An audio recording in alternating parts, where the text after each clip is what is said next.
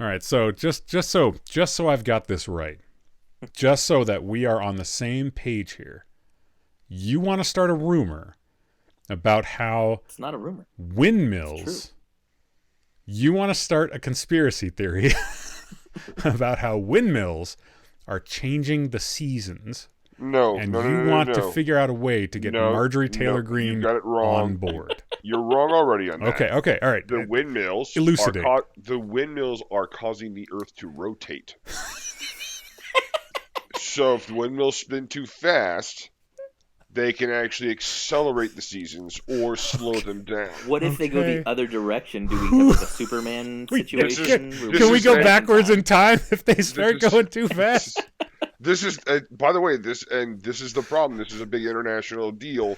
Some countries are actually pointing their windmills the other direction in order to, we're gonna, that's why we have sanctions. That's why we have That's why we have sanctions on Iran and North Korea. I was really hoping you were gonna go with like, and that's why you see less squirrels. Like just something really out of left field. No. I want this one to like go. Like, I really want this one to be one of those things that like people who won't put any critical thought into it will go, "Wow, that makes a lot of sense." Make a lot of sense. All right, Yeah, everybody, you heard it here. This is something we're starting. To go along with this, we're gonna have merch. The Don Quixote was right T-shirt from Save versus Poison. We're gonna make that a reality. Sign me up. We're gonna make that a We should reality. Totally have merch. Welcome to the Save vs. Poison podcast, the podcast dedicated to gaming, general geekery, and enduring sobriety in an ever maddening society. With your host, Will, and two guys that probably live under his stairs. If you're an addict, know an addict, or are just interested in exploring the outer mysteries of geekery, you're in the right place. Without further ado, let's get to the show. Welcome back to the show, everybody. It's Save vs. Poison. Tonight, Wednesday, probably the afternoon by the time that you guys are hearing it. But it's Monday for me. It's Monday night for me. It's Monday night for my two wonderful co-hosts who are joining me again, which I'm over the moon with excitement for. Just absolutely friggin' wrecked emotionally with how excited I am to have them both back on the show. Guys, I can't tell you how good it is to have you back on the show. I'm going to say it one more time. It's great to have you guys back on the show because those solo episodes, those are rough, man. God, they're awful. Welcome back to Save vs. Poison. My name's Will. I'm your host. As well as being your host, I'm also an alcoholic in recovery. Yay, yay, yay. Joining me tonight, recently, he was told of the malicious prank of putting sugar in your enemy's gas tanks. He was heard remarking that he wondered how that tastes. He missed last week's episode when he was, unfortunately, bedridden after getting his stomach pumped. He said, and I quote, "Worth it." He's our friend Steve. Welcome back, Steve. It was spicy. Yeah, a little bit spicy, Very but spicy. but sweet. Yeah. Spicy but sweet. Anything with sugar. And it tasted like burning. Tasted like real burning. Burns so It good. burned so good on the way down. How did it taste on the way back up? Oh, I was very unconscious. Yeah, that makes sense. Dude, all I can think about is Better Off Dead. Oh, yeah. Lady's drinking the gasoline. Yeah. Lights that cigarette and blows it. And He's like, yeah. "Geez, Ricky, I'm really sorry about your mom blowing up." God, I haven't thought about here's the thing. So I want to introduce my kids to these movies that were like classics for me, but we've already done the Goonies and they didn't respond well to them. What? Didn't respond well to the Goonies. I know. Well, I know. did you try filling your bathtub full of water and drowning them in it? I feel like there's a step missing here. Yeah. Well, I feel like there's one step missing. Whatever. The missing link. They're never gonna embrace your youth and culture if actually in either one of those scenarios, to be entirely honest. I don't know where to go with this, Ticky. I don't know either. You're the one who wanted to murder your kids in a bathtub. How dare you, I'm just sir? happy that we're not trying to murder my family for a change. We were never trying to murder your family. We wondered why you were trying to murder yours. And now I feel... Okay, no. Have I become the new Steve of the show? Steve, you're now in charge of running the show. Have at, buddy. Sweet. Go lick a giraffe. Go lick a giraffe. We're not turning this into Wild Kingdom. All right? All right, you're not Steve Irwin. You're a different Steve. An alive Steve. A Steve who didn't get speared through the heart. Not an Australian Very Steve Irwin adjacent. That's right. You're not Australian. Also joining us tonight in another ill-conceived idea to meet new romantic prospects, he recently asked to be patted down by each TSA agent he ran across at DIA. He has since been upgraded to a person above suspicion because the TSA agents were tired of being forced into unwilling sack taps. He's our friend Ticky. Welcome back, Ticky. Hey, dude. You know, and it's for that one, and I've been saying this a lot to people ever since finding out Steve's giraffe fetish. Sure. I tell people, you know, you're gonna eat this giraffe one bite at a time, and then they try to correct me, and then I just wag my finger at them. Just a wag of the finger? Wag of the finger. Wag of the finger? Okay. Cheers. But no commentary about the poor TSA agents at DIA. Oh, really? That's who you're going to focus on? None of that. The poor TSA agents. Yeah. Not my loneliness. Yeah, government workers. Not my romantic or lack of romance. Okay, you're not going to focus on that. I'm the victim here. You're the victim. You were wearing sweatpants and no underwear, weren't you? You were on strip club detail for your dress code. You know right? what? Look, doing the same thing over and over again the same way and expecting different results is crazy. I have tried biker shorts, sweatpants, blue jeans. I'm not going to try one outfit. The most difficult part is coming up. Like, I have to buy a plane ticket and get into to have a reason to be there. Otherwise, right. Yeah. The plus side is Southwest refunds your full price if you don't fly with them. So I thought they had like a 24-hour period or something. Nope. Hey, cheers. Right on. Good for you. Yep. Yeah, use that system. See if you can get felt up. I'm proud of you. Right? Proud of you. See, there it is.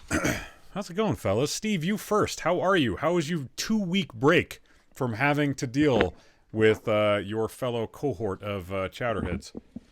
It was... You know what? It was not that good. Not that good. Can I tell you why it was not that good? Yes, this is the time to unload upon me. I wanted to rant about this last week, but I was denied. I was not allowed to vent this frustration. Timing sucked. With the world. Yeah, but much like a turd in the sun, it will spoil more. So, yeah. Unleash. I am very upset because WrestleMania ended on a wet fart. It womp-womped. Okay. And it bothered the hell out of me. It was so good up until the end. Did nothing the main event was supposed to happen, but then basically they just didn't pay off the story that they've been building to for a while because reasons. Because WrestleMania is supposed to be the season finale, right? No, it's just their Super Bowl basically. Isn't that a season finale? No. Isn't that literally a season finale? Isn't the Super Bowl literally the last game played in a season? No, you have the Pro Bowl. Isn't that played after the Super Bowl? Or is it before the Super Bowl? I don't watch Pro Bowl. Nobody watches that. Nobody watches that. The point is this. They've basically been building, they actually got good again. I really disliked the WWE for a while. And they actually had a storyline worth investing in. And then in the end, they did the old WWE pull the rug out from under you. And... I knew better. And Vince McMahon is back because you can't keep a good sexual predator down. Exactly, because that guy will never go away. And it was fine up until that point. And isn't the UFC buying the WWE? Yes, the UFC's parent company bought WWE. That's so bizarre to me. The reason one of the reasons that's been reported is that McMahon was shopping the company around to places that would basically let him stay on. Oh, okay. So that's one of the reasons why they made a deal with them. So, Huh. but yeah, it was so good. Night 1, fantastic. Night Wait, 2, night 1? It's over multiple nights? yeah, it's really gotten out of control. It's very. It used to be like a 3-hour thing, and that was it. Yeah, now it's like a 2-night. Like at one point they did like an all-day thing. It was ridiculous. It was like an 8-hour thing. I can't remember. I was not watching at that point in time. But, I watched a couple like Royal Rumbles in the late 90s, early 2000s, and reasonable. The only WrestleMania I ever actually watched was Ultimate Warrior versus Hulk Hogan. Oh, good one. Back in like 88, 89, somewhere way, way back then. And yeah, it was great. I mean, like, lasted for like a million years. to my distant memories of my childhood. Which I wasn't like, I wasn't even angry about it. I was like, all right, cheers. Fantastic show. The Ultimate Warrior won. They were on the verge of greatness with this one. They really were. I truly believe that. This would have been one of the better WrestleManias. It would have been, top 5 kind of contender sort of thing. Definitely number 1 in modern times, but like, nope. Vince McMahon it supposedly or something. I don't know. It was just a dumb payoff. So this is why things were bad for 2 weeks. Yes, because I haven't got to bitch about it. Okay. Not to anybody at all. We're the only people. You need a therapist. Somebody you can pay $100 an hour to tell them that you hated the WrestleMania. I can do this for free. I can tell people who don't actually care about it at all. Well, I feel like I do it to my wife, and she just is. She's like, "Yeah, that's nice." This episode's going to be a little bit of an I don't give a shit sandwich for me because you're starting it off with WrestleMania, and we're going to end with. If you're watching on YouTube, the poster to my immediate. Stage, well, it's my left, but screen right. Headless Horseman from 2022. Ticky's going to give us his review on that one, and he says this one's a real certified stinker. Everybody, real certified pile of shit. So yeah, I feel like I'm in a turd sandwich right now, where we're going to talk about a little stuff that I kind of am interested in the middle, but on both ends, just doo-doo, just dookie. I feel more like it's a turd ducking. There's a duck involved. Yep, the turd is on the inside. Yeah. And then it spoils the whole thing, but it does it from the inside out. Oh, okay. So you're basically just saying that we are the architects of our own. Well, okay. The main thing is if you're gonna eat shit sandwiches, you're gonna have to learn to enjoy bread. And I don't like bread. Words of wisdom, man. That's good stuff right there. Mm-hmm. Holy shit. Yeah. I was just gonna say something about smearing mayo on that sandwich, but yours is better. Yours is way better. Thank you for that. Appreciate that. You're welcome. I guess. We're gonna have more solo episodes, everyone. All right. Ticky, how are you, man? 2 weeks. What's been up? I've just kind of been me, just chilling, man. Okay. Ain't nothing really to write that much home about. I heard that you spent some time with the kiddos this last weekend. Was that right? Did you go see them? Oh, I thought you traveled. I did. Oh, shit. I didn't travel to see them. My bad. I thought it was. Yeah, no, I traveled down to San Antonio, see some people down there. Went out to Ren Fair, had a bunch of camping. It was fun. Wait, did you camp at the Ren Fair? Yeah. It's this whole thing there. It's pretty amazing, actually. That's kind of cool. Yeah. Right on, man. Okay, cheers. But like, work's going okay. Like, mental health is all right. Yeah, work's all right. Mental health is still all right. I'm a little bit tired today, trying to kind of like fight my way through that. Doing so with it. Gotcha. Just wasn't. I don't know.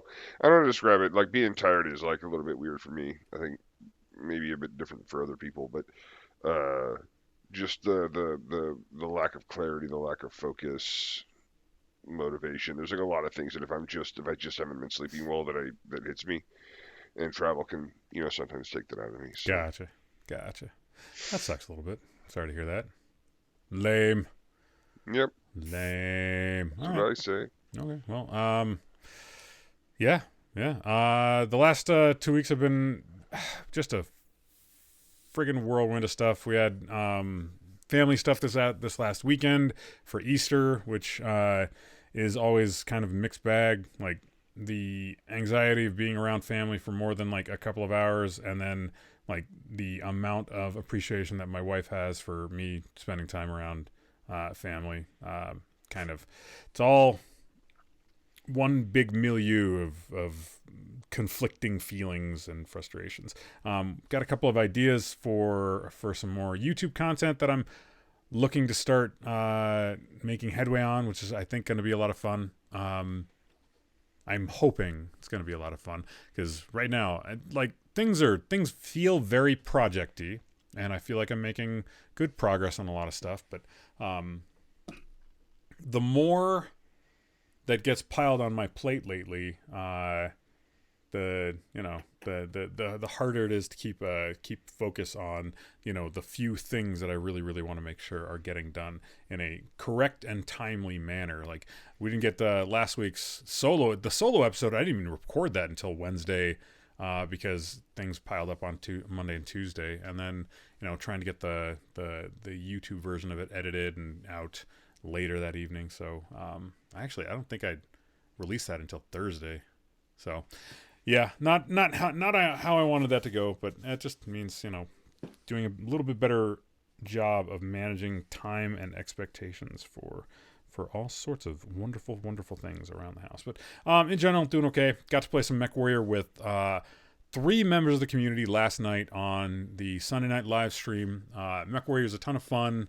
It's a game that I've talked a little bit about, but big gigantic stompy robots with big gigantic lasers and guns and battle in the 30th century or 31st century. So I don't know. That was a great time. I feel like the Twitch and YouTube communities are growing in little steps here and there, and I'm 100% there for it. 100% there for it. So yeah, that's my basically the last 2 weeks. But other than that, pretty frickin' suburban, you guys. Meow. But speaking of things that are suburban, my name's Will, and I'm an alcoholic. My name's Ticky. I'm an alcoholic. Steve muted himself. I think he's either farting or coughing. Something Something Steve. like that. However, maybe both. Definitely both. Steve, are you not an alcoholic, but? Oh, I'm not an alcoholic, but. There it is. Cue the Steve.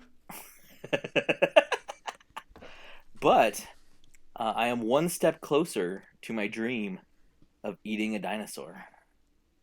As apparently some synthetic meat lab in Australia made a giant mammoth meatball. Oh yeah, the mammoth meatball. I heard about that. But a mammoth isn't a dinosaur. One step closer. He didn't say that he was on the doorstep. Just one step closer. It's a lot of steps removed. I am from one dinosaur. prehistoric creature closer to eating a dinosaur. Yeah, I mean that's like one step. It's one step closer. Like Steve, I'm there for you, buddy. I get it, dude. It's just like that. It's just like that rock song.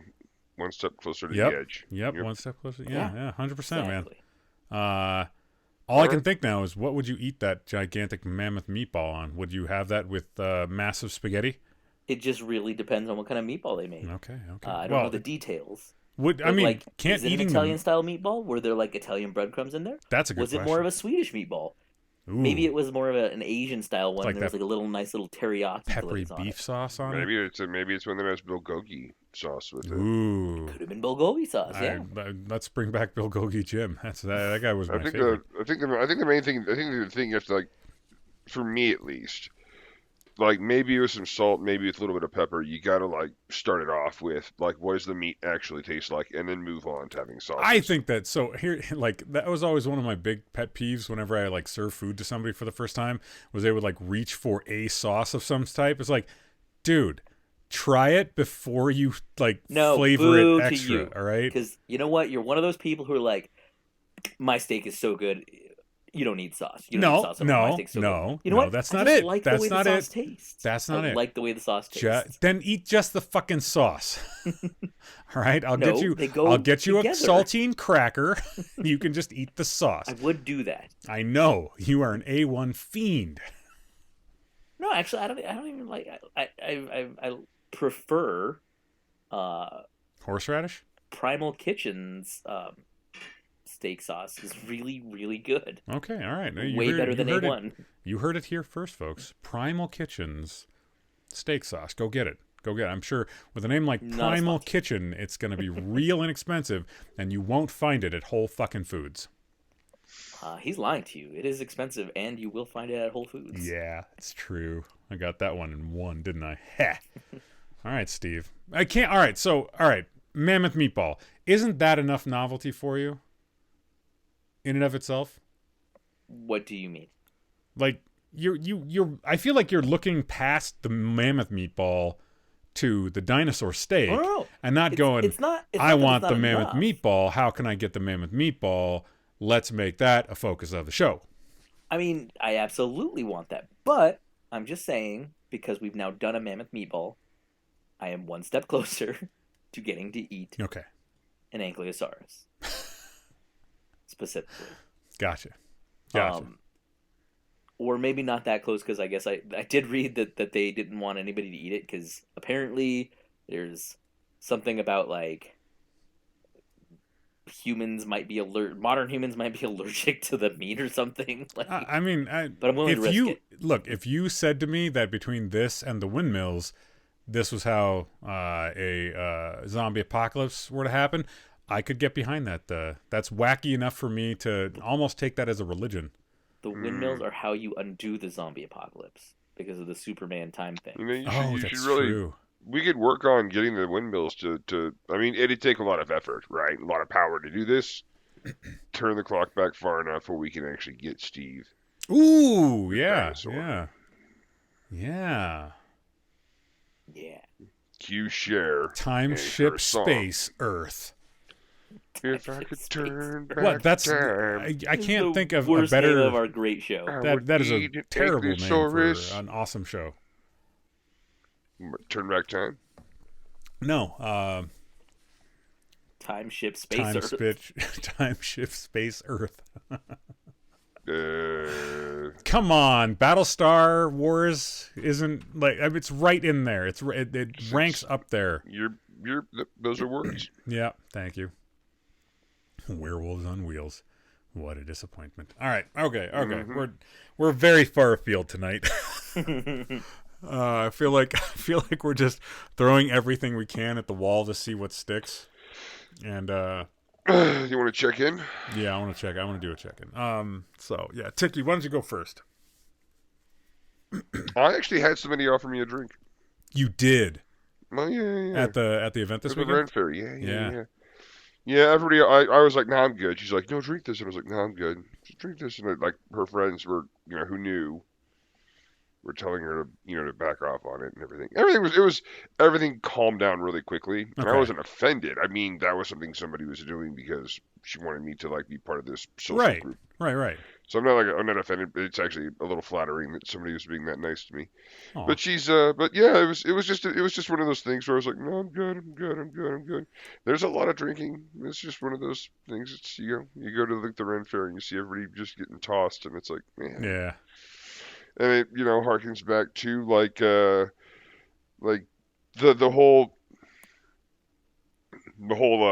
I just can't believe how much alcohol is like really advertised out there. That's all. Oh, how much is advertised at the Ren Fair? Wow. I mean everywhere. Wow. Everywhere, right? Huh. So yeah, it was good. Well, I'm really glad that you didn't drink, bud. No, I wasn't even remotely tempted to. I was like, no, I'm not doing that.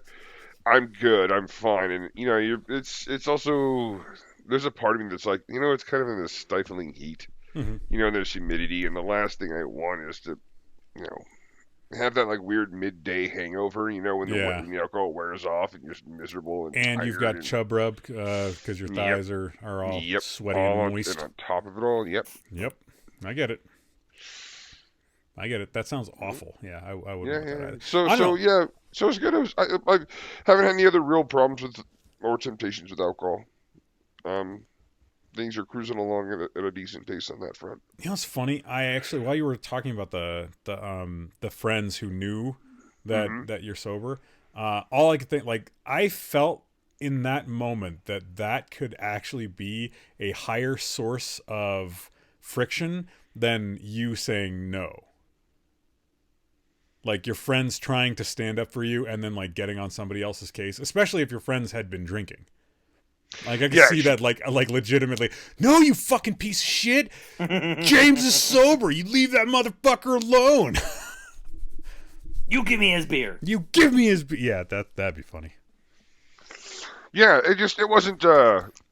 It was like again, it wasn't.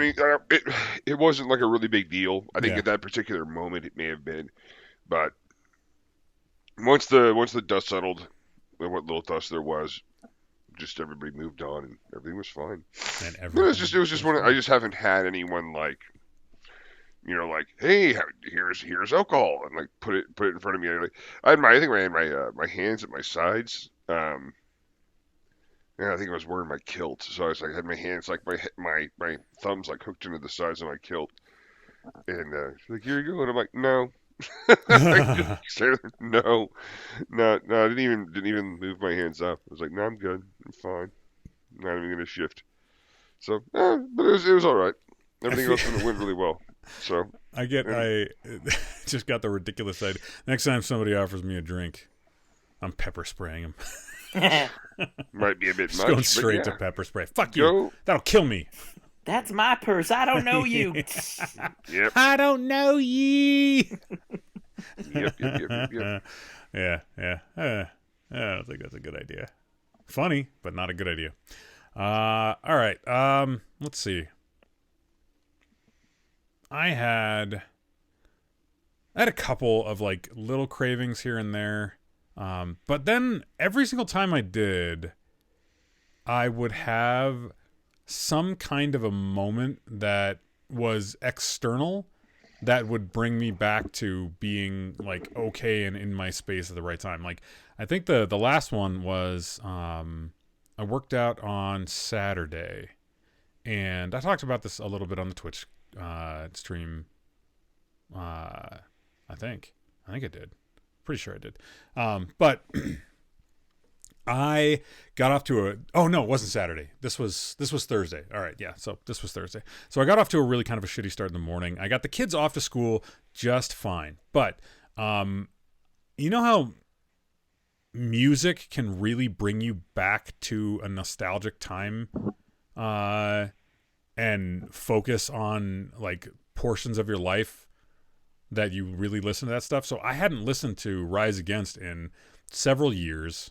And it just so happened that while I was doing the editing for the last episode of the podcast, I came across one of the albums that I had just locked away on iTunes and didn't think about it. I was like, oh, you know what? I'll listen to this while I'm, putting together some of the mechanical stuff for the YouTube stuff. And I'm listening to the album, and I'm really kind of digging it. Didn't do anything that evening, but the next morning I put the album back on, and I'm listening to the album, and it gets me into this nostalgic headspace where I'm thinking about the kind of last time and place that I've been listening to it, and of course that's while I was drinking, and it threw me for a loop where I wasn't able to like concentrate. So I get my oldest and my youngest off to school, and that goes just fine. No big deal, right? As I'm leaving my youngest school, I almost get hit twice by two different motorists. And for the most part, it was because I wasn't paying enough attention. It wasn't them doing anything wrong. It was me not being in a appropriately focused headspace. I was locked in a kind of nostalgic place there that I was thinking about how I used to drink and I can't anymore, and this music is bringing me back to that time. So not only do I have that headspace, which isn't pleasant, but I also have two individual instances about 2 minutes apart where I almost get run into by somebody else, and it would have been solely my responsibility in those 2 instances. So I get off to kind of a really shitty start to my day after my primary responsibilities are taken care of. And I get to the gym, because that's the next stop in my day, is getting to the gym. And an acquaintance at the gym comes up to me while I'm on like my second run through of a specific exercise that I'm doing. And like a set? Yeah, second set. And starts talking to me about how they just got a detox and they're wondering if I do anything specific to deal with my alcoholism, because this person knew that I had ceased drinking from a conversation that I had with them earlier on in the year, where I was talking about my weight loss journey and they were comparing notes and stuff like that. So this person comes up to me, starts talking about how they just got a detox. They're looking for a little bit of help. Like, what do I do? What could they possibly do? And this snaps me back into this place where, like, okay, great. I had these cravings that were brought on by a bad mindset mixed with this nostalgic sort of longing. And now I have somebody in front of me that's asking for me to provide, one of the tenets of, I think, being in recovery is being of service to your fellow, addicts, and basically just anybody, but especially other addicts, right? So I had this moment of, all right, snap to focus. Here is somebody that I can help. Here's a couple of pieces of advice, and here's what I do. And I told them, the whole non-traditional route that I've been going on with the podcast and all the stuff that we do here on the Save versus Poison platform. And it felt really good to get myself out of that headspace. But I did have pretty strong cravings. I knew that I needed to get to the gym and get through my workout routine, because that would be enough work and productivity in a positive direction that I'd be able to move past that that feeling of wanting to go get a drink. So yeah, that was the big one for the last like week and a half, 2 weeks. Yeah. So that's what I've got to share. Yeah. I'll be right back. Okie dokie. That's what I got for a share today. Da. Yeah, I don't know. Mischief managed, right? I mean, wasn't a great start to a day, and I don't know. Universe is weird, man. The universe is weird. Sometimes it sends you messages. Sometimes it sends you messages like listen to the wind blowing through the windmills. Listen to the wisdom of the Dutch, for they knew that the world could be changed one windmill at a time. Here, speaking of changes, yeah. Here's a challenge for our listeners. Sure. We've got the Dutch conspiracy with the windmills, right? Mm-hmm. How do we incorporate the wooden shoes? Yeah, what are the shoes about? They should be part of the conspiracy. They should be something important. They insulate you. They insulate you from the electromagnetic field of the earth? Of the windmills. Of the windmills, okay. Specifically of the windmills. All right. If you're listening to the show and you want to get back to us with a conspiracy theory about the clogs, the wooden clogs, you let us know, all right? How does that play in with the windmills? How does it play in? That can both slow down and speed up the rotation of the earth. Yeah. Yeah, the clog dancing. The windmills are alive. That's how they respond to the clog dancing. That's got to be it, right? 100%. 100%. So, all right. Steve, do you have anything you'd like to share tonight? No, I mean, not too much. Life's been a little bit stressful. Just trying to navigate that, Still got this damn cough. I still don't know why you haven't tried not having this damned cough. I tried. I just gave up really easy on that one. I was like, nah. Are you still eating spaghetti and barbecue? I'm convinced that they're gonna tell me that it's donuts, and at that point I might just burn down your house. Wasn't that literally what I said? That it's donuts. That it's probably donuts. Related? Yeah, that it's donut related. I thought you said it was spaghetti. No, you said you weren't going to give up spaghetti and barbecue. I said, and that's why, you got to give up the donuts. He was like, I don't think it's donut related. And you're like, it's probably not donut related. But what if it is? What if it is, though? And to be perfectly honest, it just sounds like you're in denial because it's probably 100% donut related. Like you're gonna cough one day, and an entire cruller is just gonna pop out of your mouth. Just the whole, there it is.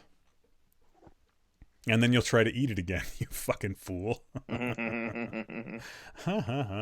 right, so tonight, what do we got? We got what happens and what do you do when the community you base your sobriety on, or the person that is an anchor for your sobriety, in this term, in this sense, I'm thinking specifically of like a sponsor. What happens if they fall apart or relapse? What would you do, Ticky? What do you think you would do in that instance? If this show, which you use as kind of a primary, check-in for your sobriety, if it were just to dissolve, what would you do? Meme answers are okay. God, I'd have more time on Mondays. Yeah, it's true. You play more Hunt. Yeah.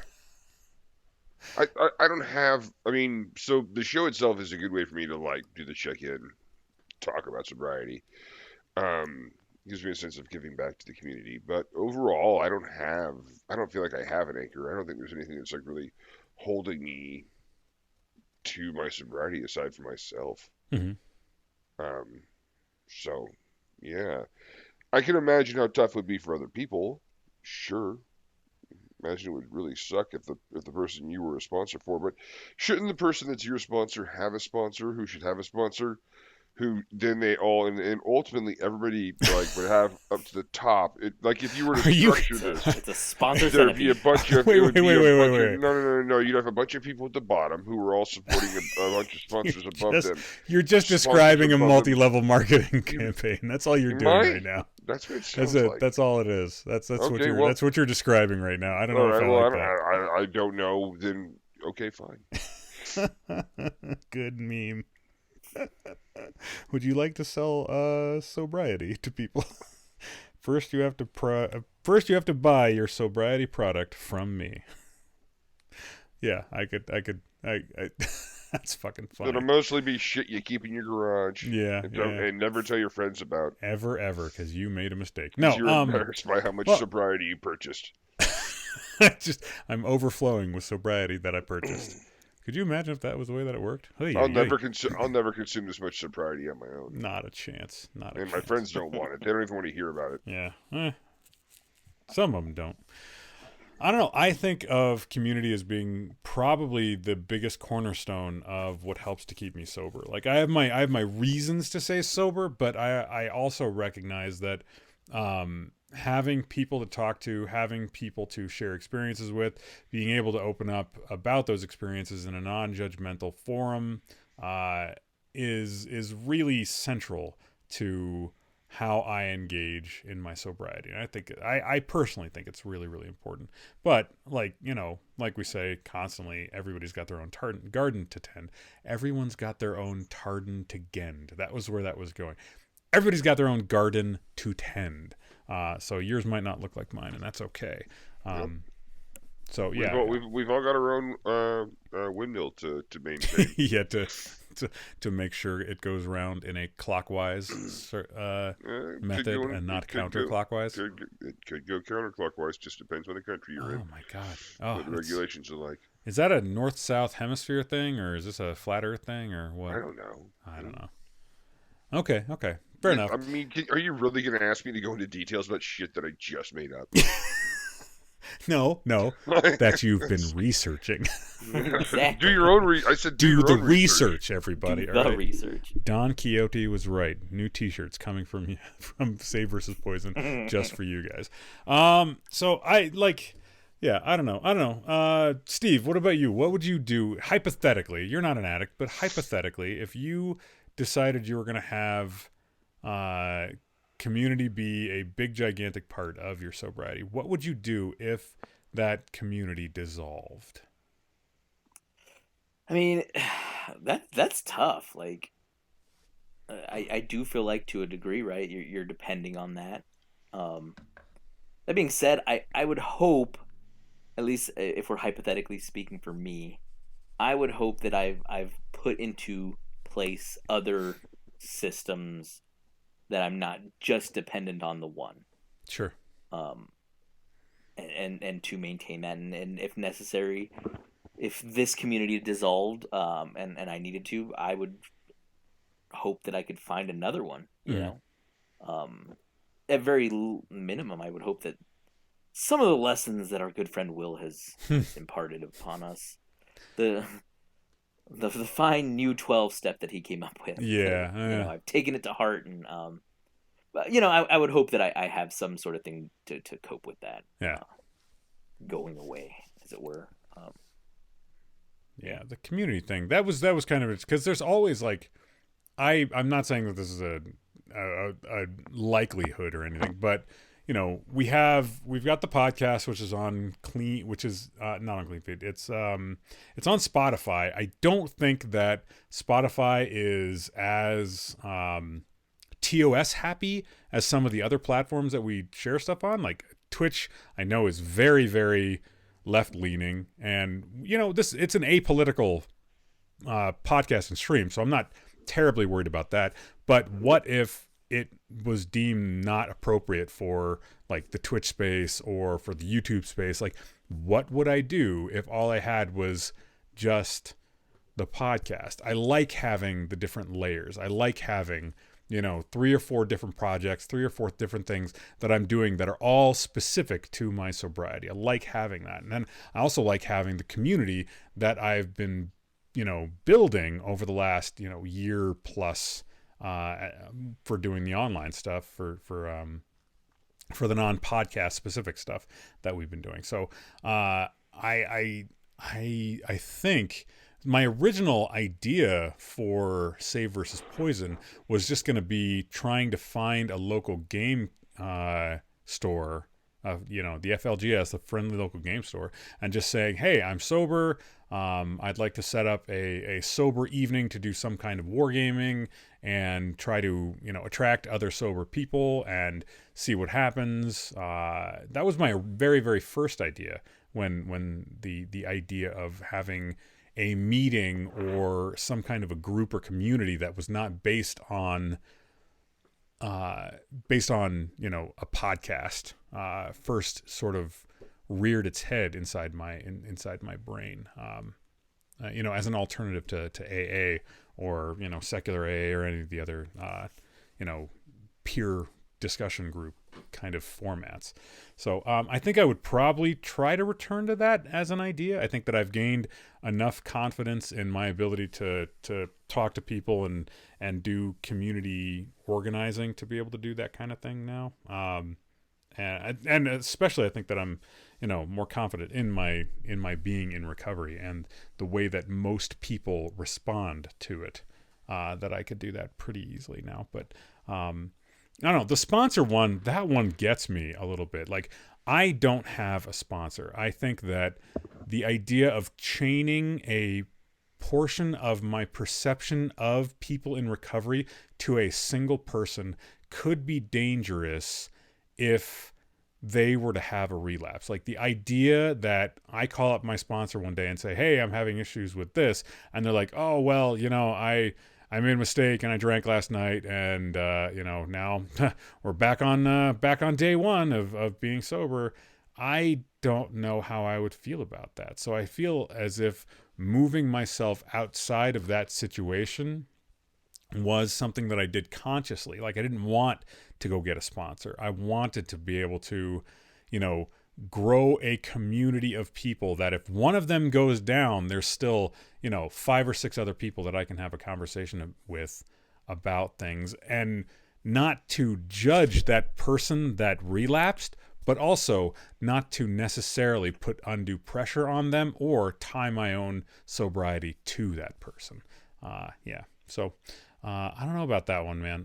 Not having an active sponsor, not being a part of a program that has any kind of sponsorship ideas. I think that, I mean, that was it was premeditated on my part. I'd be interesting to hear what people that have done things like sponsorships or had an active sponsor, what their experiences are. I'd be interested in hearing that. And that's something that I think we could probably take a look at in the future on the live stream stuff, or have somebody call into the show. That'd be kind of cool too. So, yep. Tick, you have anything else that pops into mind when talking about this? No, I've never had a sponsor. Okay. So it's. I think one of the things that can be dangerous, well, it can be good and bad, is it can help you. It can be a guide, but not everybody is a good guide. Yeah. I don't know. It still kind of feels like a pyramid scheme at times, but that's just me. Gotcha. No, but I don't have anything else to contribute on that one. And to be clear, if it works for you, then it works, and do it.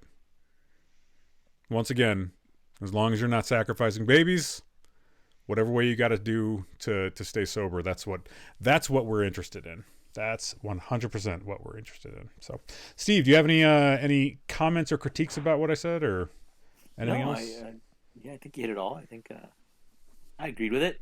Okay, cool, man, cool. Well, tonight we've got the poster up. If you're watching on YouTube, if you're not, this poster for this movie, Headless Horseman, 2022 production of Headless Horseman. Holy crap! Look at that poster. Look at it right now, radio friends. Shall I describe it to you? It's a motorcycle. Straight out of Ghost Rider, the comic book. It's all wheels on fire. There's a headless dude in a leather jacket on it, and he's holding up a sinister-looking jack-o'-lantern. Oh, just an evocative film poster. I think that this film will be a 10 out of 10 for anybody that views it.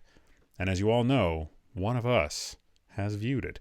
Ticky, take us away with your take on Headless Horseman from 2022. Yeah, so the Headless Horseman, not the Headless Horseman, just Headless Horseman. Yeah, just Headless Horseman. I saw the box art and I was like, this sounds cool. And then it says like some gang members nearly decapitate this guy and he makes a deal with the devil to come back and get revenge. And I went, this could be something kind of interesting. So I started watching it. Long story short of it is, and we'll kind of like walk down the plot synopsis really quick here. The main character, whose name is Brandon, and is like one of the only characters whose name I committed to memory. Good. He and his girlfriend, her ex-boyfriend, who is a drug dealer / human trafficker / criminal / They really set up all the things that you should hate about this guy. Yes. Huh? Okay, good. He wants his girlfriend back. His name is Angel, which is like really funny that they named the bad guy Angel. The irony. Oh my God! It's better. It's almost like they meant to do it. I know. So he and his gang, like, they find out about this girl, and they come back around and they catch up to her and her boyfriend, to Brandon. Brandon like beats up and kills one of the guys that's attacking them, one of the gang members, and Angel basically just shoots him. Angel has another. Are we talking like Indiana Jones? Not really. He has like an old like a very old Colt style revolver, like almost like Old West style. Okay. He just happens to carry it in a underslung holster, underarm holster the entire time. Okay. Well, the guy like kills this other dude, and he's like, "Who else wants some?" And Angel just shoots him like bang. Well, okay. you know the scene from Raiders, right, where Harrison Ford was like sick as shit, and there's that big fight that was supposed to happen. And he pulls out the gun and shoots him instead, and Spielberg kept it in. It wasn't like a funny thing. It was like he just shot, but didn't kill. Okay. But did disable this guy, the main character Brandon. And while Brandon's down, he's like still trying to talk shit. So the gang members wind up, between Angel and the gang members, they wind up shooting him like 4 times. Like just a whole bunch of torso shots. If you can't solve it with 1 bullet, solve it with 40. All the bullets. Yeah, use all the bullets. I mean, they're cheap. One of the gang members, I am looking at the IMDb, played by Sean Whalen, who, by the way, in the movie was one of the two really standout actors. Like, nobody else is like hardly any good at all in this, but Sean Whalen was, he's pretty good in most things that I've seen him in. Sean Whalen was also in, if you're a watcher of the show Scrubs, he was the X-ray tech named Lonnie, who wanted JD to lay on top of him so that it looked like there were two crossed torsos. You're welcome. There you go. So Sean Whalen plays a character named Fleck, who is taking pictures of the guy that they just shot. Like, he's like has like his phone out and he keeps on doing it. Anyway, he drops his phone. They leave. The bad guys leave with the girl. The devil shows up and kind of like brings Brandon basically back to life, or keeps her from dying, might be a better way of saying it. It says, hey, you want to go get revenge on these people? And Brandon's like, yeah, I totally do. And he goes, okay, make you a deal. So he makes a deal for his soul, right? Like the obvious thing. But like it's like this weird, like this scene is like one of those really dumb scenes where the devil goes, you get 24 hours, kid. He's like, I'll take it. And he goes, and I'm going to help you out. And here's your magic thingy that's going to help you. And he gets a glove. It's a glove that goes up to about his forearm. It looks like a Nintendo Power Glove without the Nintendo piece on it, but it has these, and I'm not fucking kidding you. It has these 3 long blades that come out from between his knuckles. Sure. Just like Wolverine. That makes total plot sense. Revenge story. It has to have knuckle knife glove blade thing. That's exactly. Yeah, that's got it. Like, why just one? I had so many questions. I'm like, why one? Why not give him other things? But, okay, Any other things. So it turns out the glove can also shoot some sort of weird green lightning and make people die. And the whole scene lasts, like, I want to say, like, around 2.5 to 3 minutes. It plays like a tutorial from any number of Call of Duty type games. Like, and this is your gun. Go ahead and go over there and shoot it. Use those targets. You gotta get used to it real quick. All right, now here's the rifle we'll be using. So like, it just wait, they didn't have like a training montage. Like, I would have preferred a training montage with like some solid like 1980s rock. It was not a training montage. You need a montage. While that would have been if it had been a montage. Oh God. So while all this is going on, Fleck comes the character Fleck. He comes back, one of the bad guys, and gets his phone, and he overhears the devil's like deal. And he goes back and he tells Angel, hey, this guy is back. He's alive. He's going to be coming for us. And Angel says, okay, well, what did the devil say? And then he said, the devil's given him 24 hours to catch us and kill all of us. And Angel goes, okay, let's take the girl. You and me, we're going to put him in a car. You other bad guys in this other car. And we're leaving town. And they just drive off. We'll just go. You only got 24 hours to catch and kill me. I love that. That's how the main character was foiled. Was they just had a full tank of gas and that was it. That was all they needed. It was like he's like okay, road trip. So Brandon is going around trying to like get information to go and catch these guys, catch the bad guys. They finally like have a big meet up and there's the big final scene. One thing I will bring up is that the two things real quick. The jack-o'-lantern head thing only shows up like once or twice in the entire movie, and at one point it's just so very poorly done in terms of the CGI. This guy Brandon, he pulls the head off of his own head and then throws it at somebody to kill him. So wait, so Brandon's not actually headless, right? No. He isn't decapitated, not at all. And the pumpkin head that's on his head that manifests when he's like really, and the devil doesn't explain that. They're like, yeah, that's gonna happen when you get really angry and you're into this kid. It's like when I get angry, I get pumpkin headed. But it's like 3 sizes too big. It's like if Ghost Rider's head was like a really big skull. It makes people laugh at him, which just reinforces the loop of anger. It's a self-fulfilling prophecy. It's a self-fulfilling angering Stop laughing at me! No, my giant pumpkin head. Stop it! I don't like it. So he's riding off, and he figures out wherever he's gone, which is weird because the bad guys didn't tell him where they went. I didn't tell anybody. He didn't tell anyone in his gang that he was going to like this other pumpkin site superpowers. very far. Yeah. The thing that annoyed me was the entire time I was waiting for the motorcycle to like have CGI fire or something, and it never did. Totally out of the budget, on the man. damn box Totally art. out of the budget.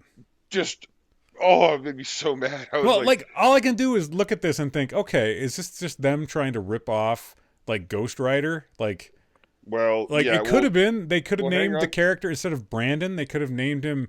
You know, Ghost Rider's name in the comics was Johnny Blaze. They could have, named him Johnny Blazer. Well, wait. Let's be clear. Brandon Blaze. There was Brandon was Brandon Lee from The Crow, since this is a death back to life. Sure. Story. The Claw's Wolverine. Yeah. Very, very clearly Wolverine, or at least half. And then, and he does have like a kind of a healing factor thing but I'm not going to get into that because it's dumb and convoluted and unnecessary. And then the Pumpkinhead. Why stop now? And the Pumpkinhead is actually another Marvel character named the Hobgoblin. Mm-hmm. Well, he didn't have a pumpkin head. He just threw pumpkin bombs. Yeah, it's true. That's true. No, right, Hobgoblin didn't have a pumpkin head. Yeah. Oh yeah. So my standout actor for this whole thing and the character the way he was written is Ethan Daniel Corbett. He was as Angel, as the main bad guy, was just like one of the shining moments of the entire movie, because the character is like arguing with this girl who is his ex-girlfriend. Now this is the human trafficker drug. Yes, dealing. This is like the everything bad guy. Everything bad guy. Yeah, he's like an everything bagel of evil. He's talking to this girl and he's like, "You and I used to go out. Why don't you like me anymore? I don't understand." And it's like, there's the part where you murdered her fiance right in front of her, but the whole time he just keeps on and he takes no accountability for anything in his past. Like, that's what breaks a girl's heart these days? Like, no. That doesn't happen. She goes, "Do you want to know why I hate you?" And he goes, "Yeah, sure." She goes, "My best friend in high school died because of drugs you sold her. Drugs that were tainted and had other drugs in them or something like that." And he's like, No. Something like don't say something like that. Just like, because they were tainted with drugs that had other drugs in them. That's enough. Like, you don't have to say anything else. So he's like looking at her, he's like, "I didn't make the drugs, I just sold them." This amazing disconnect. And then this guy's like not accountable for anything he's done. So anyway, so the movie goes on. Like the girl, she finally escapes. The Brandon guy, he sacrifices himself and dies. The girl takes his motorcycle. She rides back. She finds the devil. She sells her soul to bring Brandon back to kill the guys at the end to finally have it. And so the movie kind of like it ends with like she's in hell, and this guy Brandon has killed some people, and his time is up. And the devil says, "Hey, you're doing a pretty good job." And the devil's kind of like a used car salesman in this one. Sure. He's like, "You're doing a pretty good job, kid. I like the work you've done so far. Why don't you're doing a great job. You got Moxie, kid. You got Moxie." Yeah. He kind of comes across like that. He's like, "Why don't you come and work for me full time?" And he's like, I don't want to because I don't like killing. And he's like, "Well, how'd you feel about killing all those guys that kidnapped your girlfriend and killed you?" And he's like, "Okay, well, I kind of like that." And he's like, "Well, do more of that then." And so he's like, "Do more of that." He's like, "Well, I want my girlfriend back." And he goes, "It'll be part of the deal too." "Sure thing." And like the dude, like that's how the movie ends. Is it's like it's not like a dark where the tagline for the movie, "A Dark Hero Was Born." It's like then the guy just goes, like the Brandon character just goes off top of his motorcycle and ride off, and it's like it doesn't really resolve a whole lot in terms of like, well, what were the other stipulations of the deal? Is your girlfriend still in hell? Do you have to go there to meet her? What's that commute look like? Well, he's got the motorcycle, so it'll be a fun ride, right? Right. Well, that even when he leaves, like that, the pumpkin head shows up on him right as he's walking away from the devil to go get on his motorcycle, and I don't care what he does. But the head's too big, and it's very clearly that they didn't add any smoothing to its motion, so it jumps as like he's walking. It's like jumping.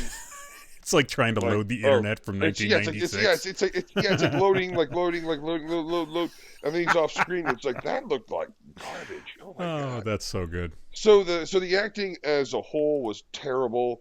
The script pretty nonsensical.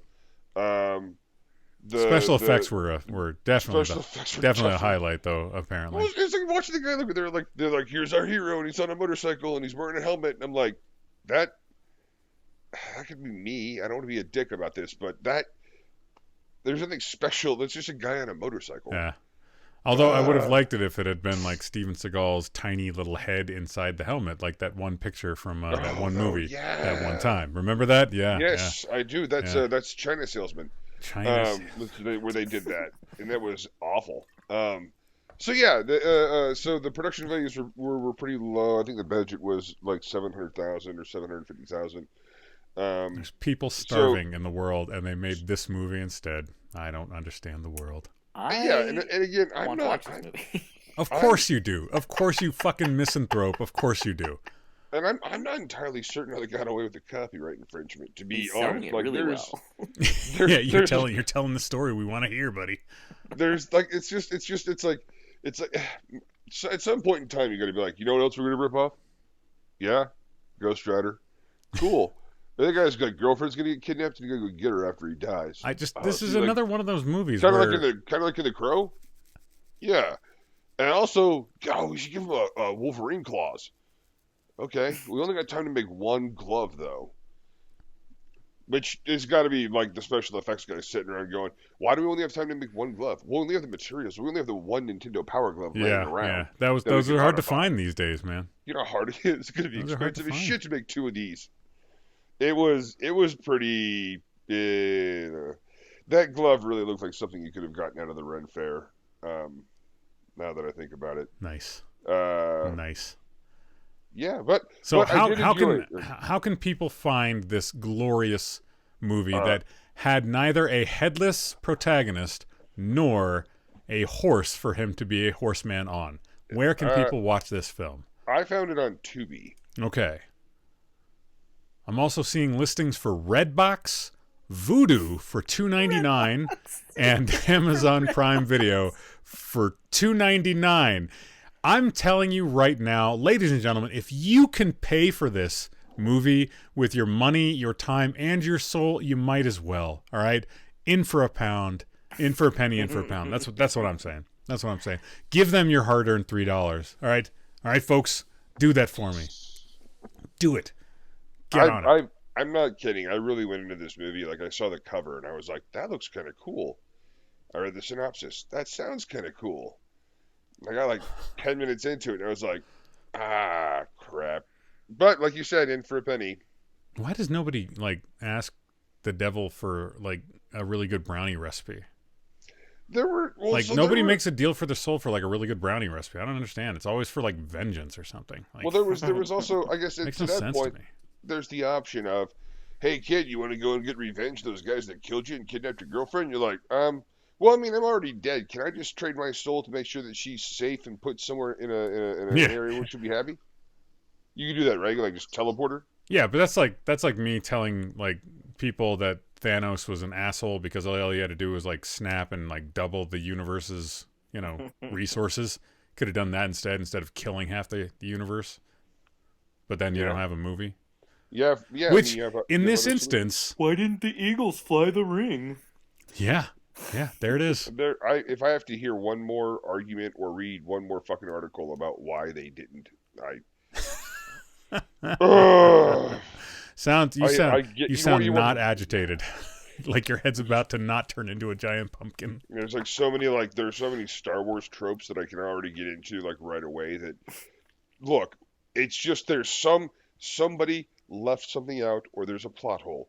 I get it. And with this movie, there are several, and I'll leave it at that. Yeah, it's a flawed $2.99 film. Well, Ticky, I'd like to tell you that I appreciated that you brought this to our attention, but that would be lying. I do appreciate it. For all of you out there, though, please go and enjoy this masterpiece of pain that Ticky had to I'm gonna make Will watch for us. You know what? You come over and play some that's how friggin' I'm tabletop games with You have to me watch sometime in the near future. And yes, absolutely. We can put this on in the background, 100%. And I will groan every single time something stupid happens. But at least then you and I will be hanging out and playing friggin' tabletop games, all right? You do that, and yeah, all right, fine. Bad movies.